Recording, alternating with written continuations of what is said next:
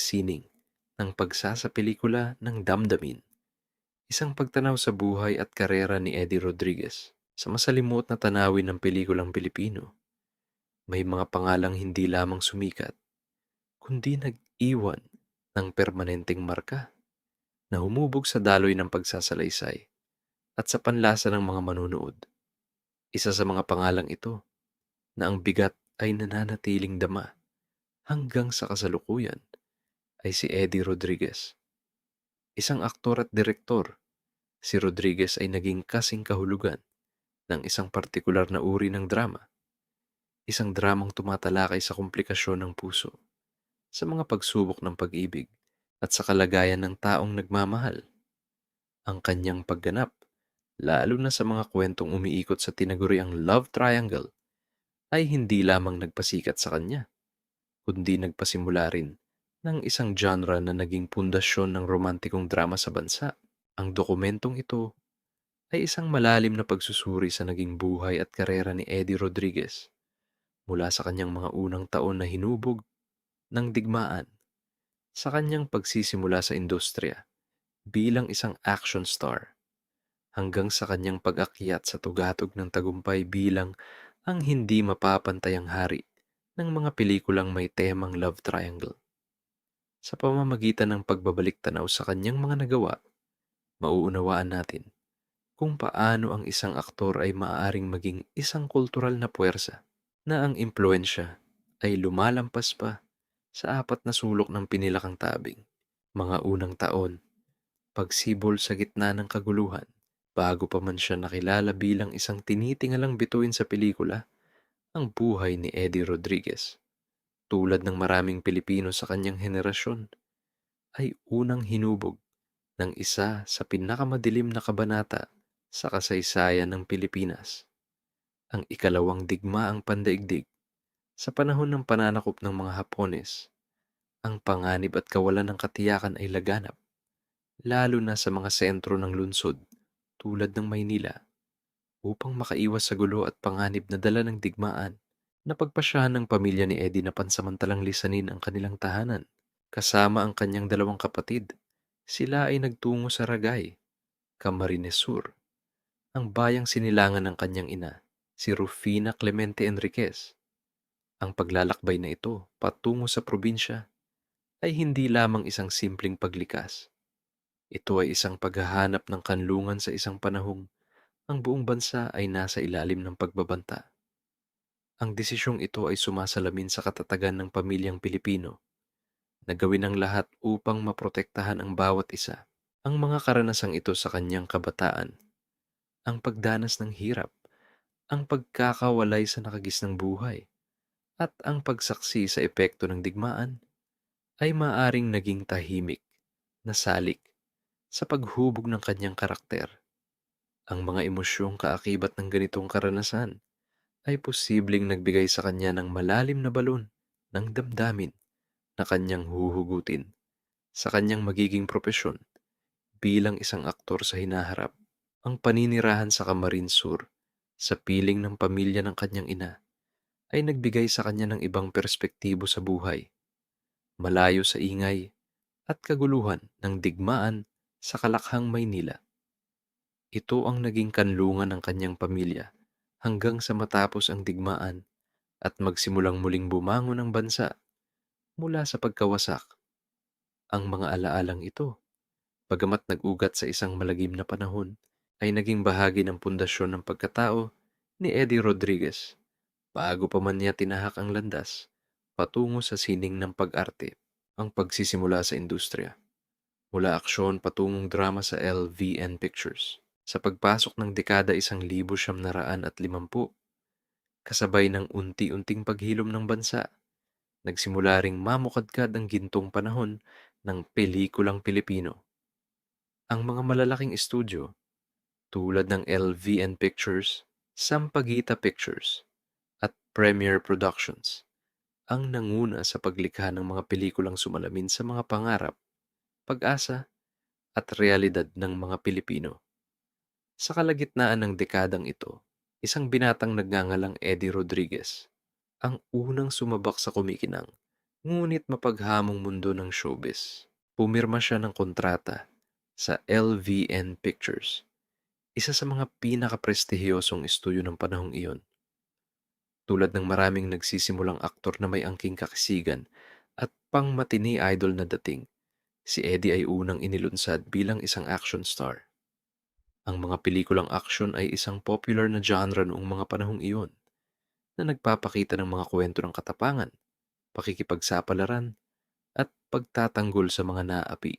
Dito unang nasubok ang kanyang kakayahan sa pag-arte at ang kanyang karisma sa harap ng kamera. Lumabas siya sa ilang mga pelikula ng LVN na nagpakilala sa kanya sa mga manonood. Kabilang dito ang Sunny Boy, 1955, at Talisman, 1955, kung saan ipinamalas niya ang kanyang potensyal bilang isang bagong mukha sa industriya. Sinundan ito ng mga proyektong tulad ng Luksang Tagumpay, 1956, at Commander-in-Chief, 1956, na lalong nagpatatag sa kanyang presensya bilang isang aktor na may kakayahang gumanap sa mga papel na nangangailangan ng pisikalidad at tapang. Noong 1958, naging bahagi siya ng mga importanteng pelikula tulad ng Malvarosa at ng pangalawang kwento sa antolohiyang Casa Grande. Subalit, habang siya ay gumagawa ng pangalan sa larangan ng aksyon, unti-unting nakita ng mga direktor at producer ang isang natatagong katangian sa kanyang pag-arte, isang natural na abilidad na magpahayag ng malalim at masalimuot na emosyon. Napansin nila na sa likod ng kanyang matipunong pangangatawan ay may isang sensitibong aktor na may kakayahang bigyang buhay ang mga karakter na puno ng pasakit, pag-ibig, at pagdududa. Ang realisasyong ito ang nagbukas ng pinto para sa isang makabuluhang pagbabago sa kanyang karera. Mula sa pagiging isang action star, sinimulan ni Eddie Rodriguez na tumawid patungo sa paggawa ng mga drama film. Ito ay isang desisyon na sa kalaunan ay magpapatunay na pinakamahalagang hakbang sa kanyang propesyonal na buhay. Sa mga pelikulang drama, mas malaya niyang naipamalas ang kanyang husay sa pag-arte. Dito, hindi na lamang pisikal na lakas ang kanyang puhunan, kundi ang kakayahang maghatid ng emosyon sa pamamagitan ng banayad na paggalaw, ng isang makahulugang tingin, at ng taimtim na pagbigkas ng bawat linya. Sa paglipat niya sa drama, natagpuan ni Eddie Rodriguez ang genre kung saan siya tunay na magniningning at mag-iiwan ng kanyang pinakamalaking ambag, ang pag-angat. Bilang isang premyadong aktor ng drama, ang pagpasok ni Eddie Rodriguez sa mundo ng drama ay hindi lamang isang simpleng pagbabago ng genre. Ito ay isang pagtuklas sa kanyang tunay na lakas bilang isang alagad ng sining. Mabilis niyang napatunayan na ang kanyang kakayahan ay hindi limitado sa mga eksenang nangangailangan ng pisikal na aksyon.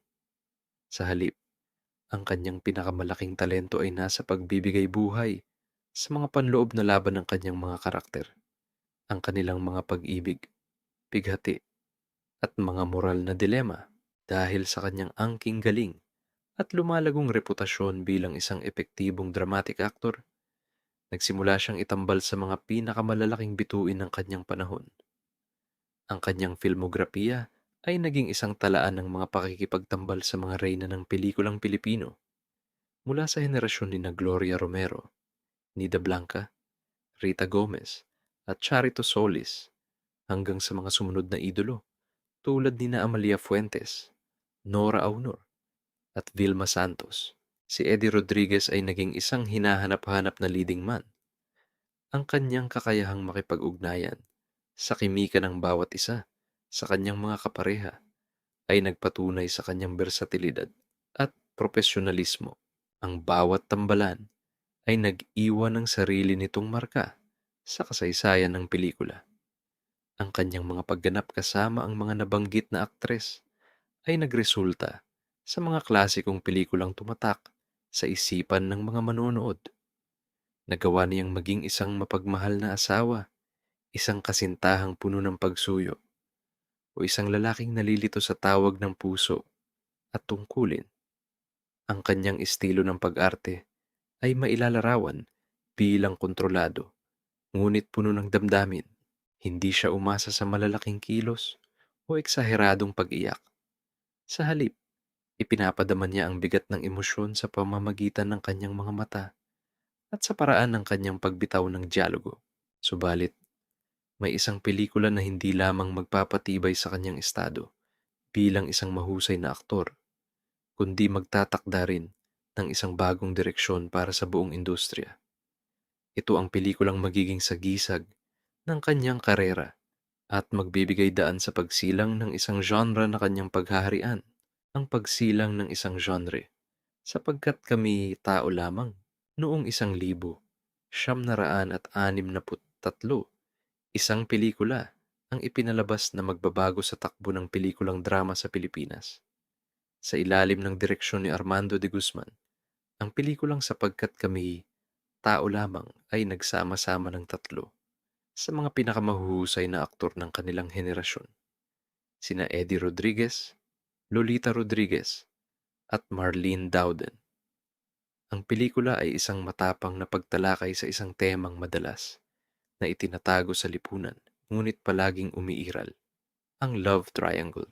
Ang kwento ay umiikot sa isang lalaking kasal, ginampanan ni Eddie Rodriguez, na nahuhulog ang loob sa ibang babae na naglalagay sa kanya sa isang masalimuot na sitwasyon sa pagitan ng kanyang asawa at ng kanyang bagong pag-ibig.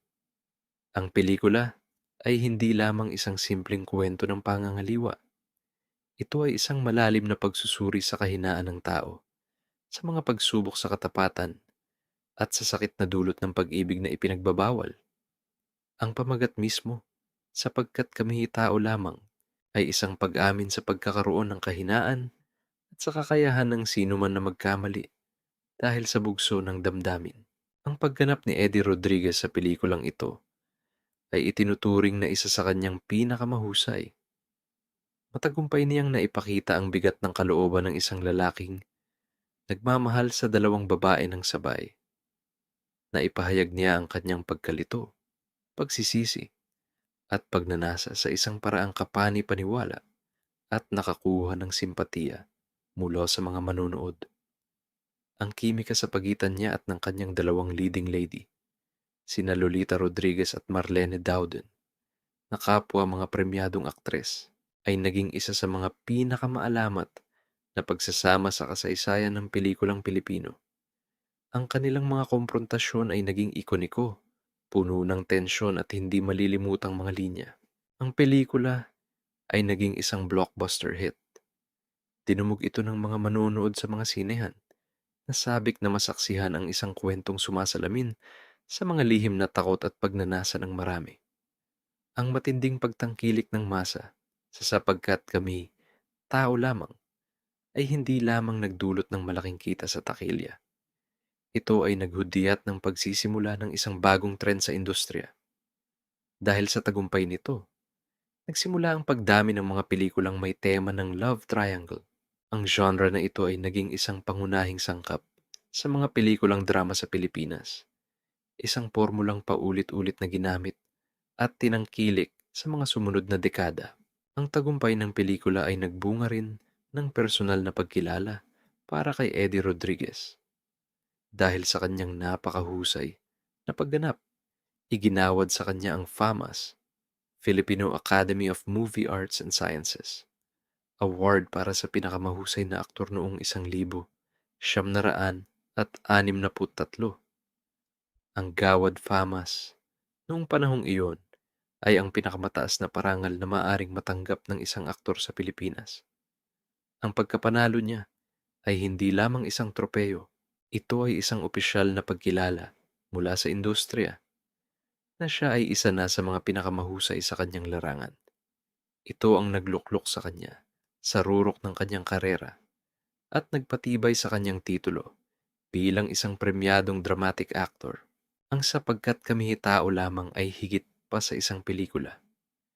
Ito ay isang kultural na penomenon na nagtakda ng pamantayan para sa romantikong drama at nagbigay kay Eddie Rodriguez ng isang pagkakakilanlan na mananatiling nakakabit sa kanyang pangalan magpakailanman.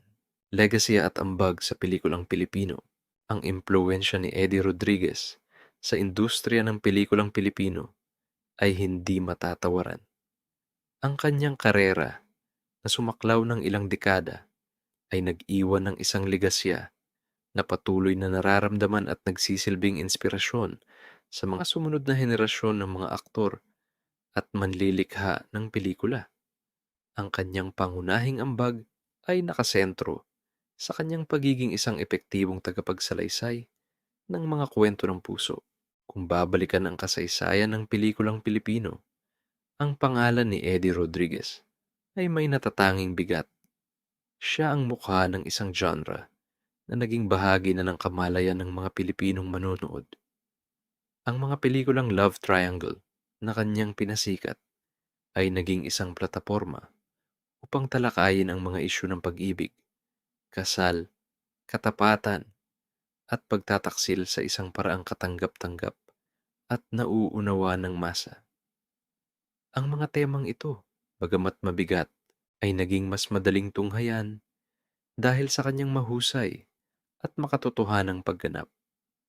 Nagawa niyang gawing tao ang kanyang mga karakter, hindi perpekto, puno ng kahinaan, ngunit may kakayahang magmahal ng lubos.